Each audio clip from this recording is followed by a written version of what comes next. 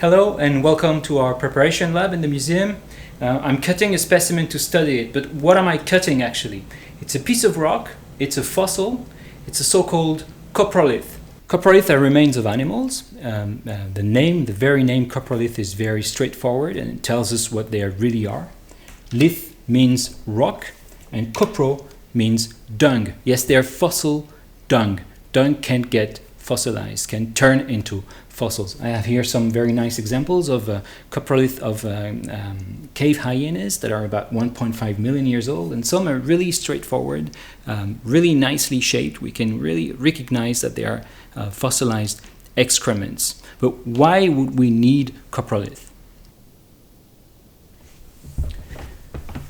What you eat will eventually end up digested a couple of hours afterwards in your dung. So rest of your meals, but also particles that you may ingest while you eat, like pollen grains or bone fragments if you're a fierce carnivore, will end up in your dung. So coprolith yield a lot of information on your life and on the environments you live in. So like plants around you. We can reconstruct the environment using coprolith.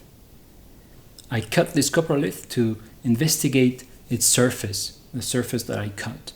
There are so many things that you can recognize using a slice of a coprolith. And if you study coproliths in slices under the microscope, then you can recognize structures inside them. It's a dinosaur coprolith here as a picture, and you can recognize here a snail, a slice through a snail. So this dinosaur ate a snail at some point in its life. And if we look at hyenas coproliths, like those that I've shown before, then you recognize also rests of animals like bone fragments or even hair fragments. It means that the hyena ate a small animal with hair and bones.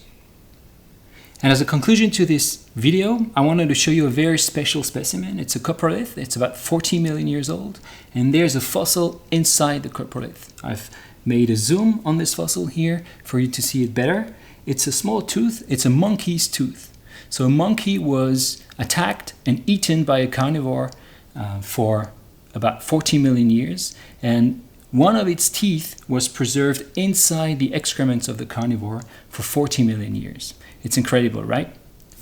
Ciao!